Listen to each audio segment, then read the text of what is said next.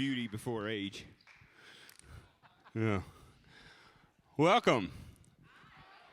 Hi. Oh, it's awesome. Well, we're just gonna have a little conversation tonight, if that's okay with you guys. Yeah. So just to give you a little framework here and let you know up front, there's going to be some things that are said that may or may not be in your political correctness, and that's okay. We do that pretty well, don't we? We will always find ways to give people a different frame of thought.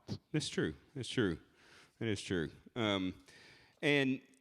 What I'll tell you is you're going to hear banter back and forth between Corey and I that's taken us years to get where we are. So I highly recommend you not do this with a person of color you don't know. It's not going to end well. It won't end well. And sometimes it doesn't end well with us. Yeah, we've already directed them to make sure they've got my mic on mute. So there's just hold that finger right there. Press it if necessary. That is true.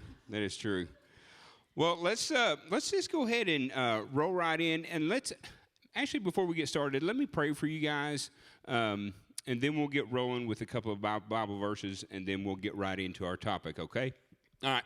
Father God, thank you so much for Corey. Thank you so much for Eric. Thank you so much for the entire team. I tell you what, this is an amazing community, amazing group of people. And Father, you just have your hand right here. This is where life change happens. And as we dive into a very difficult topic tonight, Father, I just ask for grace, humility, and just the words that you want spoken to these people tonight about your people. Father, we love you. Thank you so much for loving us first. It's in Jesus' name I pray. Amen. Hey, good job, guys. All right, well, let's roll right into some Bible verses. If I've got some slides, we'll see as they roll up here. But let's look at Psalms 133:1. That's what's up here first. Behold, how good and how pleasant it is for brothers to dwell in unity. So as we talk about political correctness and about words and about the importance of words, unity. You know, we're going to talk a lot about that tonight and what that looks like. And I would say for years we talked about racial reconciliation as our goal as far as our conversations. But racial reconciliation actually is when both parties agree to move forward. And you can't have reconciliation when one party moves forward and another party is not ready. So we're going to work through. Go ahead. For the record, that does not mean that we have to agree on everything. It literally means that we have to be honest and transparent enough with one another that we can say, hey, I may not agree with what you're saying, but I understand where you are, and I just want to move forward with you. So I just think that's super important for everyone to understand. We don't agree on everything? Some days we agree on everything. Some days, Jamie's like, Corey, you're just way out there. We'll try that again sometime. I was going to say, you say that about me. Oh. But we're going to move towards unity together tonight, and hopefully we shed a little bit of light on, our experiences. And throw that second slide up on here, 2 Corinthians 13:11. Finally, brothers and sisters, rejoice, strive for full restoration, encourage one another, be of one mind, live in peace, and the God of love and peace will be with you. And when we live in peace with our Christian brothers and sisters, that's actually how we fulfill the great mission, is through unity together. So let's just roll right through it. Did Eric make it down yet, or is he still on leadership launch? I just had to say leadership launch because it's being recorded. You're welcome, Rob. You're welcome. Leadership launch. Leadership launch. So we're doing that on Monday nights too. Anyway, I have an acronym, not from me, but from a brand new book. I'll highlight this at the end, but a book that we're going to actually roll through in our diversity group. So, How to Fight Racism by Jamar Tisby. So I'm already starting. When are we going to cover that? Well, if you respond to my email by which night of the week you'd like to participate, we'll start that next week. So literally, I was just hoping you'd plug in the diversity group. That was all I was looking for there. Diversity group. That's right. Diversity so I group. think John said Tuesday or Thursday night. So Okay. So diversity groups on Tuesday or Thursday night. is first person to respond gets Thursday night at Thursday 7 night's when p.m. diversity group is. Thursday night, 7 p.m. I have no idea what the date is. I think it's the 21st, January 21st, Thursday night, 7 p.m. It's going to be on Zoom, so look at my Facebook or Insta page. You're not doing the socials. Nah. We'll put it on there. So it'll be a Zoom link so you can join if you want to continue our conversation to do there. So let's roll through that to that next slide. Let's see if we got that. Awesome. So we're going to introduce a brand new acronym tonight called ARC. And so ARC stands for Awareness, Relationship, and Commitment. And I know you guys can read the screen, but I'll read it for those at home if they don't have that on their screen. The arc of racial justice provides a simple framework for a comprehensive approach to racial transformation. The three components, awareness, like I said, relationship, and commitment, interact in creative tension to ensure a holistic approach to fighting racism. And so we're going to cover those three topics tonight, but awareness is the knowledge, information, and data required to fight racism in all its forms. Relationships are exactly what it means, the personal, professional, or community networks needed to foster cross-racial empathy or solidarity. And you already touched on empathy, and that's empathizing with each person, their particular walk. You don't have to agree, but you can empathize with the person. And then commitment, the actions necessary to deconstruct laws and policies that create and perpetuate racial inequality. And again, you can kind of read the rest there. But let's just jump right into that, Corey. And we're just going to start. We have some questions scripted. You don't work well with scripts. Well, I know you didn't read the email. I actually did read the email, sir. I'm sorry, you just never responded. I never responded. You did. You verbally responded. All right. If it's via email, then it's trackable. If I say it out loud, then you'll end up asking me later because you didn't listen to what I said. That's true. All right, so let's just rip the Band-Aid right off the bat with the first question. Hey, Corey, when did you first realize you were black?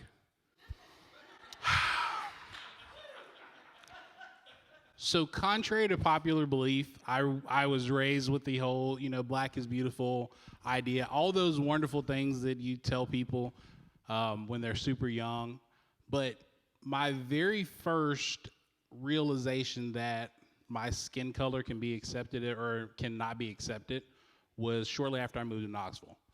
I moved here in 2011, and in 2011, I got pulled over for a not real charge. They said I was doing 70 when I was just entering the interstate, so I was definitely no faster than 50. Got pulled over, got pulled out of the car, and the car was searched by 6 or 7 cars of cops. And it was at that point that I realized that things aren't the same for me, whereas I'd never really experienced that before. And that experience is different for every black person. So, that could be 2, 3, 4, as first memories, but yours happened to be later in life because you grew up in Memphis. Is that correct? Yeah, so I was born in Memphis, Tennessee. Shout out to Memphis. Love that city.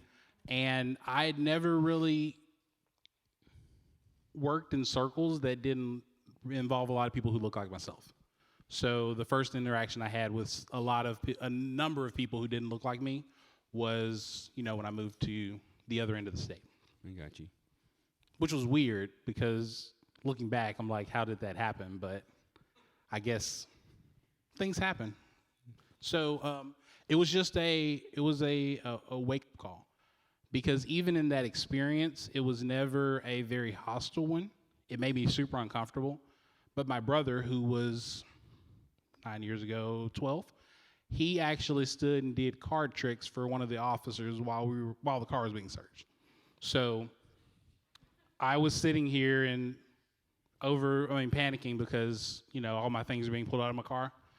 And my brother is doing card tricks because, he had never had that experience either. And it was just an unsettling experience, and we talked about a lot after that. It just felt really, really different at that point, I guess. Got you. Yeah. You want to ask me a question? I do want to ask you a question. All right, I'm ready. I would like to know, when did you realize that adopting your son was different from adopting your daughters? Got you. Throw up that first family photo so people can get a framework and reference of what we're talking about here. So clearly our oldest is Chinese. And we have Jordy and Daisy. Daisy will have an easier lot in life. Most people don't know that she's biracial, but she is. Jordy's biracial. So adopting Lily, she was 6 before we adopted Jordy and Daisy. And we thought that the race card, we'd already gone through all that stuff. That was, she's Chinese. She's clearly not white. Clearly not white. Clearly not white. She doesn't know she's not white, but she's not white. Clearly not white. But we thought we had covered all of that. And so we pick up Jordy from the hospital, and, racism just wasn't part of our framework. It wasn't anything we talked about. It wasn't anything that we experienced being a white family. It just, adopting a Chinese kid was culturally acceptable. Didn't have any issues there. But it was taking Jordy home and a family member calling him the N-word for the first time I'd ever heard that from my son, who was 5 weeks old. Being followed around in Target as, Jordy was less than a year old at the time, which was super weird since he couldn't use his hands to steal stuff. But still followed us around. And that was, just eye-opening. And even that didn't really open my eyes. It was really right after Ferguson happened, and Andy Stanley's doing a talk. He's got Sam Collier, Joseph Sojourner on stage, and they're talking about the talk you have with your son. The talk you have with your son when he gets pulled over by the police.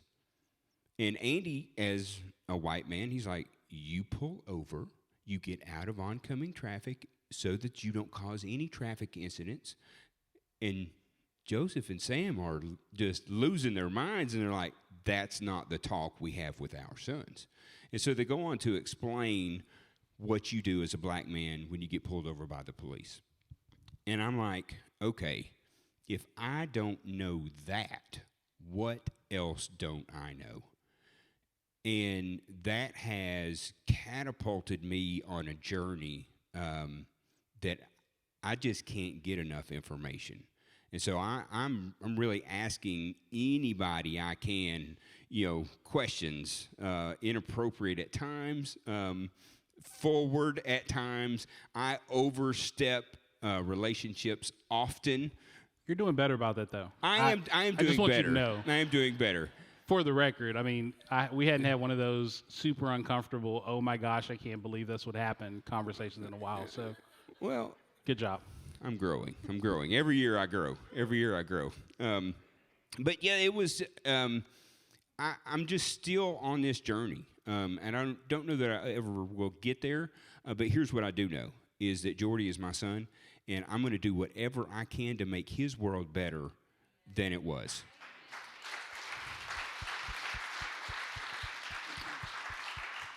To that point, I think it's been super refreshing to watch as you've grown as his father, because the things that used to be of concern with Jordy have become more and more evolved. So the conversations we have about Jordy have gone from why are they touching his hair to how do I prepare him so that his experiences aren't going to be the same. That's right. And he doesn't end up being a hashtag. Yep. Did you see my eye twitch? Do you see my eyes watering? It's still so unpack that just a minute. I know we're going to talk about that later, but let's go ahead and unpack it. Why do you not pet a black man's hair? So for those who don't know, I'm pretty bald. Because we're doing this, I actually let my hair grow out some. I've been working on this for like a month, so I just want you guys to know there's nothing here. But when Jordy was born, and when I first met Jordy, it was very, very refreshing to see someone who was so young with such a lot of curly hair. Mm-hmm. And there was a point where Jamie said, okay, I don't know what to do with this hair. And then it was, why does everyone feel comfortable to touch? Because, as everyone does, when you see a baby, you just want to hold them and touch them and play with them. And when we're not in seasons of COVID, it's, you take my child, play with the child, and whatever. But what Jamie noticed and what Stephanie noticed was that it was always, oh, his hair is so soft, and this is something that I experienced. Like, at this point, I'm going to cut it tonight because any longer what happens is people that I may know loosely or whatever will do this right here without any type of permission or anything. Mm-hmm. And that's that's a violation. Mm-hmm. And it's super uncomfortable. But I also have to be very careful about how I respond, because if I respond hastily and angrily, then I'm that big black mad man. Mm-hmm. Or if I respond too gently, then it's okay, and that opens the door for other responses and other experiences and all those wonderful things. So something that I've learned is that I have to stop and pause before I can respond, literally to avoid someone else of my skin color having a poor experience with that same person. And it's not every time. It's not something that comes from everybody, but it does happen pretty regularly. So those close to me know that I never let my hair get this long. And I've been, as a 30-some-odd-year-old man, I've been petted as if I'm a pet, mm-hmm. which is super, super demasculating, uncomfortable, and it really just, sometimes it'll make me very volatile. So again, that puts you, or the person of color, in the position of educating through my discomfort. You see, I stopped and I didn't say the word I wanted to say. Educating the person that's doing the offensive act. Yes, let's call it that. So let me ask you a question. What are some ways that us white folks can become educated? I mean, aware. How can a white person open their eyes to see what you go through each and every day? I think that it's super important, and I'm just going to use this as a segue to the next section. Relationships matter. And you may never realize what someone else's experiences are if you don't have people in your life that don't look the same way as you do. As I said earlier, when I was in Memphis, I never had any poor experiences with cops because I was always around people who looked just like me. And when I came here, I had to surround myself with people who don't necessarily look like I do, which is where my friendships with Jamie's and with John's and the people who were really close to me came in very strong, because they were able to help me to see the things that I wasn't necessarily seeing because of the lack of awareness I had and because of the lack of a circle that didn't look like myself. So I encourage you, if all your friends have the same skin tone that you have, if all of your friends go to the same places every single night, if you all watch the same TV shows and listen to the same radio stations, I would encourage you to find some way to open up yourself to different relationships and people who look and sound and speak and behave sometimes differently than you do. That's right. Another good check is just scroll through your phone. Scroll through your phone, scroll through your Facebook feed and your friend list, and see if there are any people of color that are actually in your friend list or even on your phone. That's a good gut check. I would like to caution anyone from seeing that person who you've never had a conversation with and trying to get super deep on the first conversation. That too is very hazardous. Oh, wait, I got a story for this, because I just saw the person in the room. So I reached out.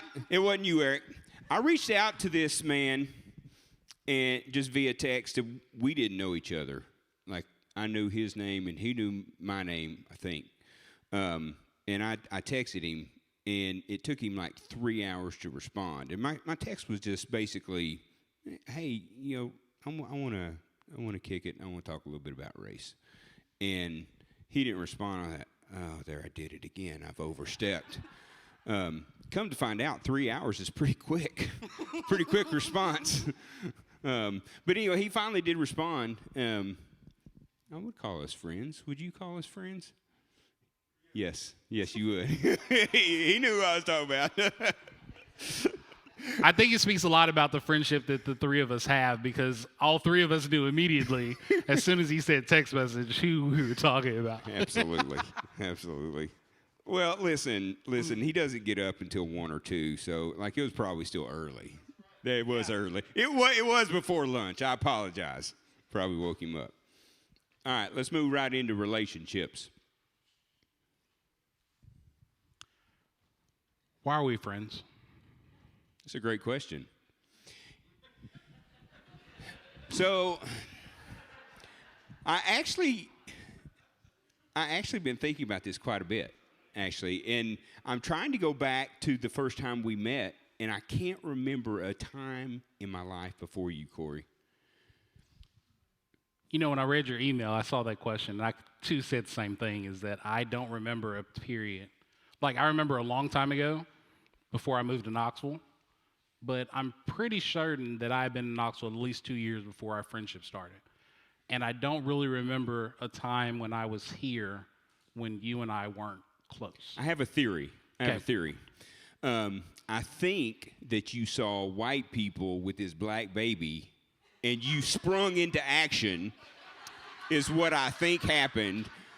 Because if anybody knows Corey, he'll tell you that he hates children, but he is phenomenal with children. He's phenomenal. I think your kids will agree with that story, because your first child does not like me at all. She likes everybody. She just won't talk to anybody. Okay. Yes. But the babies, Jordy and Daisy, will literally run across a room and come and tackle me and give me a hug. Yeah. And Lily's just like, Yeah. This is Corey. Yeah. So I think I find it really, really bizarre that neither one of us can remember when we weren't friends. I do remember the very first deep conversation we had, which was about Jordy's hair. It was before then. I think it was like a, hey, how you doing? Yada yada yada. And then it was, where do I do with this? I might have been a little bit angry during that conversation. A little bit. But his question was literally, I don't know what to do with this. YouTube isn't helping me. And I think that it was somewhere in that exchange, because I had been trying to find people that I could build relationships with. And God just said, okay, I'm going to put some people into your life. And anyone who knows me knows that I don't really allow a lot of people into my circles. So God had to keep hitting me over and over again and encouraging me to build community, because I don't live in Memphis anymore, and all the people I was close to live in Memphis. So it was literally an opportunity for Jamie and I to grow in our friendship. And believe it or not, all black people aren't the same, and they're made uniquely, just like all other races. And I say that to say, we just got Jordy's hair figured out. Like, we finally got the rhythm where we wash every couple of days, we condition every couple of days, and we find it is nice. It is nice. It is nice. It's sweet right now. So anyway, it just took us 6 years, but it's fine. You had a steep learning curve. I did have a very steep. Well, it's another time. All right, I've got a couple of photos as proof that this man is great with kids. We got any of those? Look at that. No, she doesn't even know. Oh, look at that. Funny fact is every time people see him with me, they think he's mine. Yeah, we went to that Black Lives Matter rally, and all the people thought you. Yep. I didn't correct them. Is there one more, or is that it? That may have been it. We don't have any pictures of you with Lily. None. No. None. I'm telling you, Lily. She's got discernment. Yeah, she does. Yeah, she. All right. Well, let's roll right into I know we're starting to run out of time. We got a lot of ground to cover. Commitment. Hey, what are some things that we can do to fight racism today? There is a verse that always comes to mind, and it's that we need to be slow to speak, quick to listen, and slow to speak. Yeah. If you can take the time to hear where someone's heart is, hear what someone's mindset is, it really, really helps to build equity very quickly. Jamie has been an ear for me a number of times, even when we weren't very close. And something Jamie's always done very well is he's listened. He's grown to be slow to speak, but he's always listened very well. And for someone like myself, I don't do well not being heard. So it really is impactful when someone will stop and listen to what I have to say. So that's something I always encourage is if you can take the time to hear what someone is, hear where they are, hear where their mindset is, hear where their heart is, it helps that person to feel heard and gives them an opportunity to create a relationship and one that'll be a lifelong friendship. Say we're stuck together, aren't we? We are stuck together. Yeah. Yep. I don't see a point that we'll ever not be friends in the future, which is something that I don't say about a lot of people. For those who don't know, I have about 6 people in my life who God's told me that they'll be in my life forever. And a lot of them are in the room this evening. And it means so much when you can have those relationships, especially when you consider that none of them really look like me and have had the experiences I've had. Because even through a very tumultuous childhood and youthfulness, because I was not always a very well put together person, I've gone through some really, really difficult experiences. And it's been things where, I'll be hurting one day and I'll talk to Jamie, and it really is refreshing when I know that this is a brother. And his kids call me Uncle Corey, if that shows you how close we are, except Lily, because it's just Corey for Lily. Yes. But for everyone else, it's Uncle Corey, and that means a lot to me, especially someone who doesn't even like kids, because I'm so serious. I don't like kids.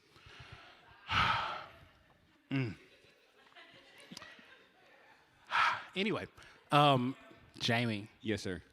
Are there any holidays in January that you and your family partake in because of the wonderful, beautiful bouquet of colors that your family is? We do. We do celebrate Martin Luther King Day, which is one of the reasons why I asked Corey if we could speak tonight, just so we could give you all an action step of, hey, next Monday, is MLK Day.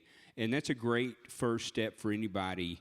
You don't even have to participate in COVID world. You can do it online. So, Corey, we've been trying to get a MLK march down in Athens all year. Not going to happen due to COVID, but we've got a Zoom coming up. But we do have some things here in Knoxville that you can participate in. But we do try to participate in as much of that as we can. And I'd like to just kind of share a little trip that we took last summer down south. Roll with that first photo, and let's let it jar my memory. Oh, yeah, that's us. That's a good-looking guy there on the left. Yeah. Corey's one of those guys. That's so good. That's so good. Yeah. It just gets better and better. Corey's one of those guys that I can be 100% myself in front of. And, you know, I don't have many of those, but the couple that I have are in this room.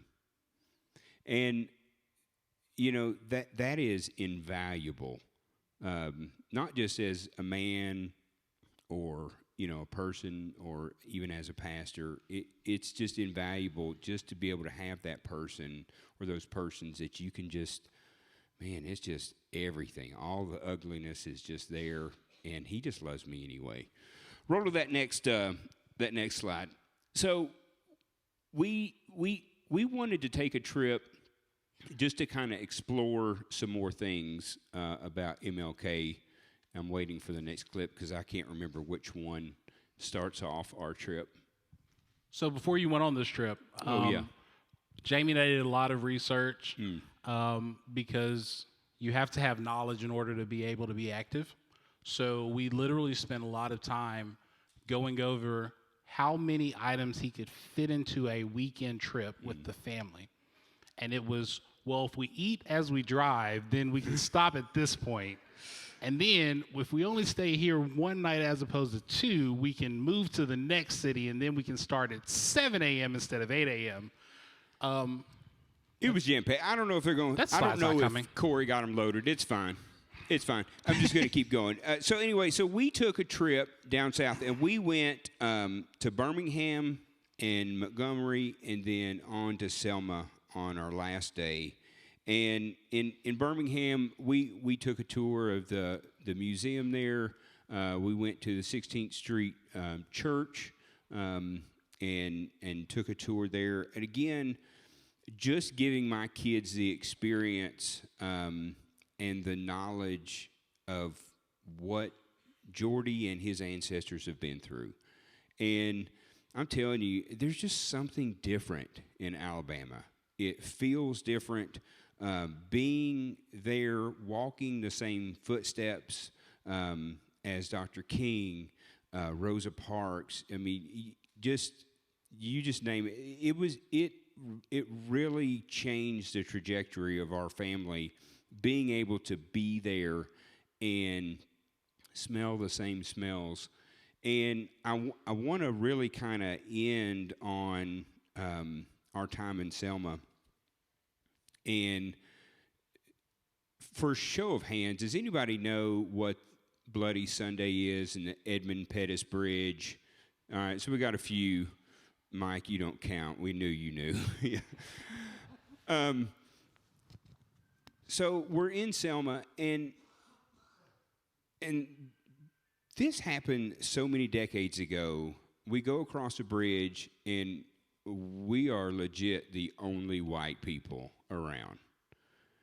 And this little avenue is desolate. All the shops are closed, and there's these plaques up. So we're taking some family photos in front of the bridge. And I go in town, go to the coffee shop, and just kind of mill around town. We go to Dr. King's church, which is ironically right next to all of the government housing, which made me mad. But that's a side note. And I'm trying to kind of set the scene of where I'm going with this. We get back in our van, and we go back across the bridge, and we have to stop and get gas. And I am wrecked. I am so angry that we had this struggle 60 years ago, and why did we struggle so much, and we're still stuck in the same place in Selma? I was so angry.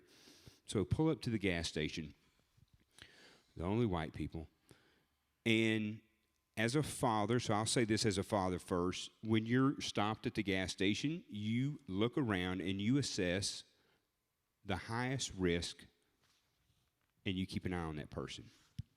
So the highest risk was a black man, probably in his 20s, walked out of the gas station, baggy pants, do-rag, and I immediately judged him. I'm on my trip teaching my kid about racism, and he's the biggest threat. So he walks. I watch him the whole time. He walks, goes to his car, and so here's where it changed for me and how I had grown. Is it moved from he's the threat, and I knew that I thought that, and I became aware, and I pushed through it. And on the other side of that was empathy, and I thought, not poor him. What I thought was, this is a Friday afternoon. Did he get off early? Has he got a family? Where's he going? What's he going to do this weekend? And he was no longer a threat. But that racism was still deep inside of me, and I didn't know it was still there. And I'm telling you, that whole trip, it absolutely wrecked me. I've got some other things that I would like to share, but we are way out of time, and we could continue this conversation anytime. We may be here next Monday if we keep talking, so I guess we got to stop. That's exactly right. That's exactly right. So we're going to get off stage. Corey, you can have my mic back.